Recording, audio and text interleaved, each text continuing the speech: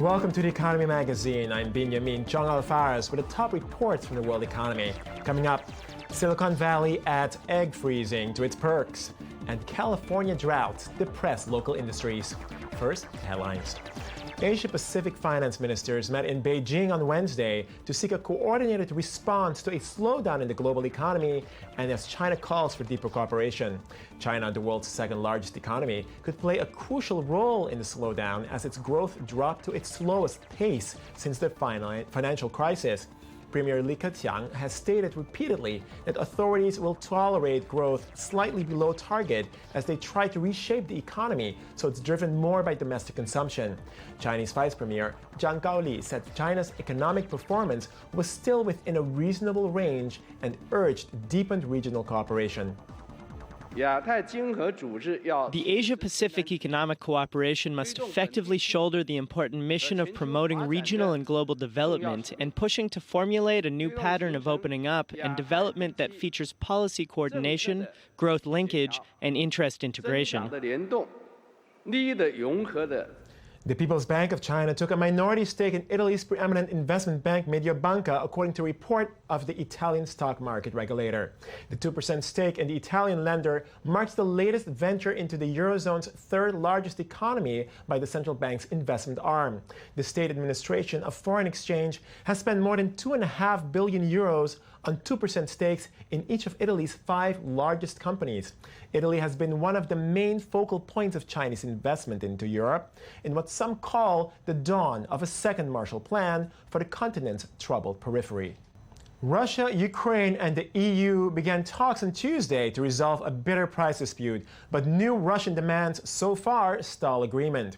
Russia demanded evidence within 5 days that the International Monetary Fund, the European Investment Bank, or first-class banks would help Kiev pay its bills.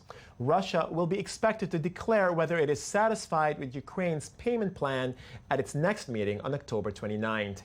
Failure to agree a deal by the end of October will heighten fears of supply disruptions to the EU over the winter.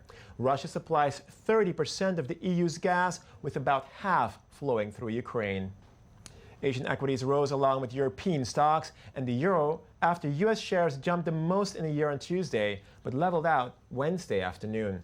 The MSCI Emerging Markets Index rose 0.6%, which benchmarks gauges in Hong Kong, South Korea, and Taiwan climbing more than 1%. Apple's forecast of record holiday sales on Tuesday drove the biggest gain in the Nasdaq 100 index since October 2013. Markets also took heart from the European Central Bank's decision to buy Italian covered bonds under its asset purchase program, and speculation it may add corporate bond purchases to its easing measures as soon as December further boosts the market. Brazilian plane maker Embraer unveiled a new military plane as the country expands into the global security and defense air transport market.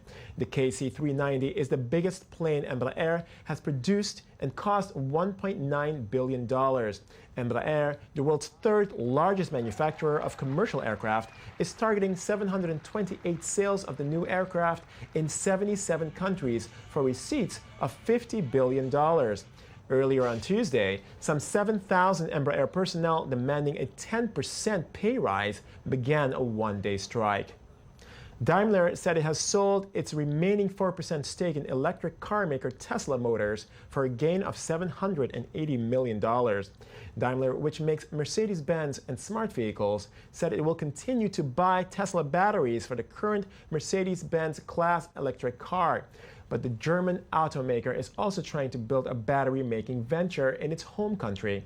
Daimler initially acquired a 9.1% stake in Tesla in May 2009 for roughly $50 million before Tesla went public. Tesla shares soared to a peak of $291 a share in September, but have since dropped about 19%.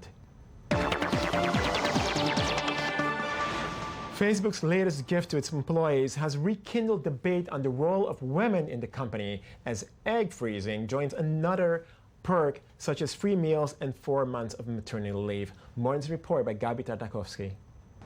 Corporate America has done it again, offering employee benefits of bewildering extremes. Starting January, Apple will join Facebook in paying its female staff members up to $20,000 for freezing and storing their eggs. Of course, this medical procedure is expensive and questionable to begin with, but was reportedly requested by some Facebook employees who wish to continue in pursuing their lucrative careers without sacrificing the prospects of raising a family.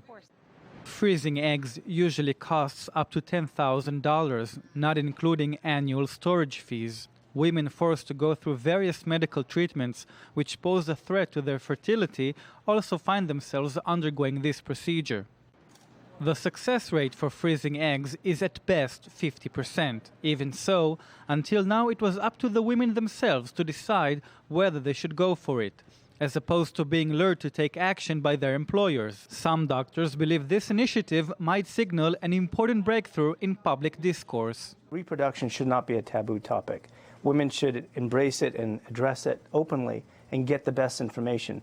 For me, it's all about educating patients. They have to make the ultimate choice themselves. But if financial barriers limit their choices, it's a good thing to knock those down. I think it's a very positive move on behalf of these corporate giants, and I hope others follow.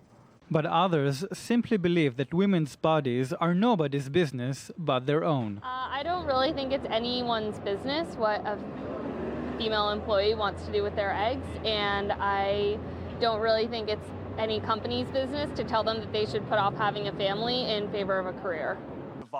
Critics point to the fact that sperm freezing has been proved to be much more efficient, yet no male employee has been offered a walk to storage tanks. Mark Zuckerberg and his male colleagues are still free from the dilemma which haunts their female counterparts. As tech giants struggle to find a solution, perhaps it is best to leave the matter to that tiresome Facebook status and claim it's complicated. And you're joined now by Karen Kirsch for a discussion of egg freezing. Is it a perk or is it just misleading? So, I mean, free meals, 4 months of maternity leave, this egg freezing thing sounds fabulous, no?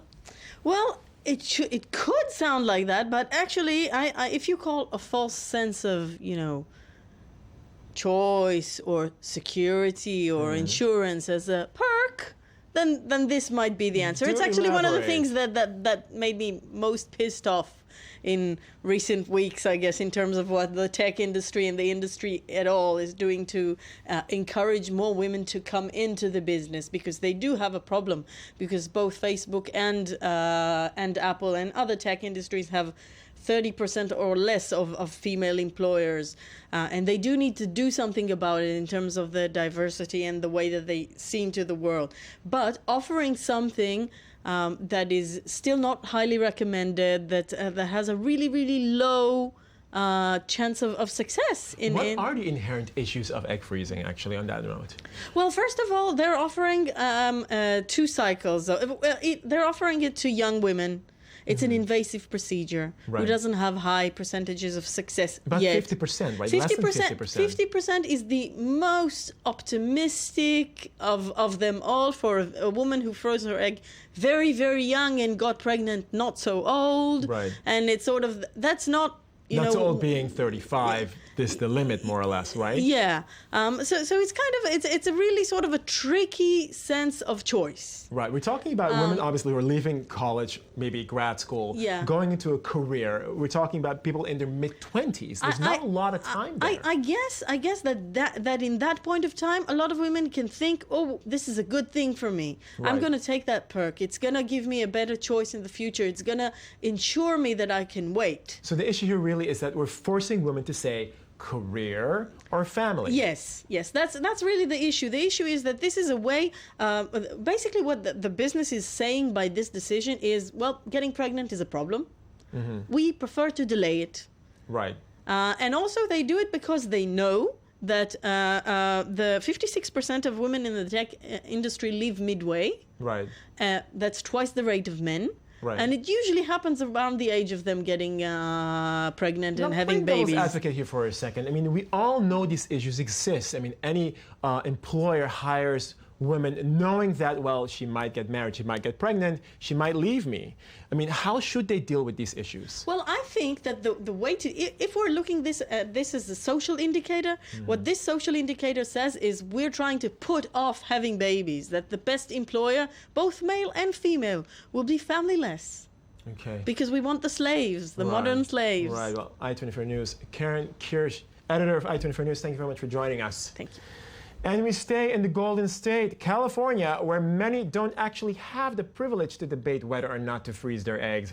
Due to a historic drought that has crushed the agricultural sector and tourism industry, some households are actually running out of water.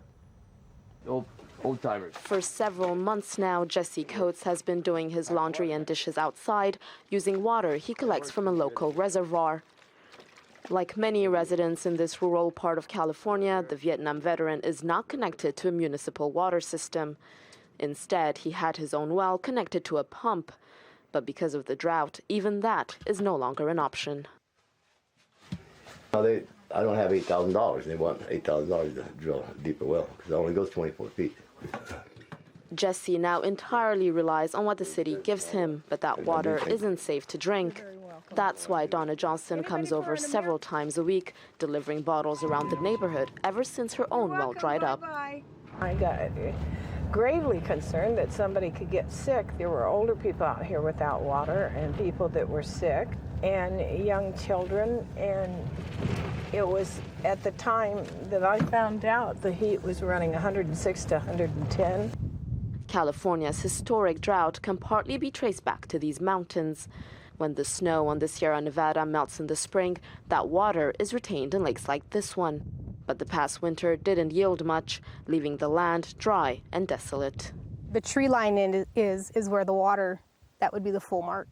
Elaine Newton owns this marina where tourists can rent boats for the day, but no lake means no business. It's been devastating on our business. We depend largely on the lake and the water for our business to operate. If we don't have a good winter this year, there won't be water for the lake next summer. So probably next summer, if we don't have a good winter, we probably won't operate. Out in the valley, farmers have also been hard hit. Tom owns some 800 cows and says his costs have soared because of the drought.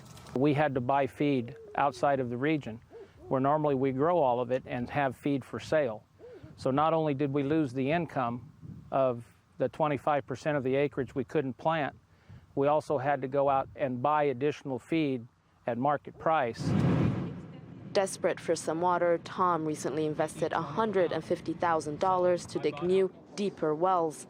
But if the dry spell continues, that may still not be enough in the long run. And now for some other perspectives from the world media in Media Watch. Daniel Roth, thanks for joining us. How's it going? Good. So I understand we're going to be talking about people from rich families versus poor families and, you know. Yeah, the Washington Post carried this piece earlier in the week. In the U.S., right. Rich kids tend to stay where they are, and poor kids tend to stay where they are. Now tell me something new. Why is that new? So this is a fairly new study. Okay, so between 1972 and 2006, we see that the kind of spending amongst rich families on enrichment programs for kids, 3 times the growth in rich families versus in poor families. Rich families have more time to spend with their kids. There's a lot of advantages. Obviously, it's obvious. It's cliche to say, but it's true and needs to be said. Rich families do better because they have more opportunities. Now, what about poor families that invest in their kids and they spend time with their kids and do homework with their kids?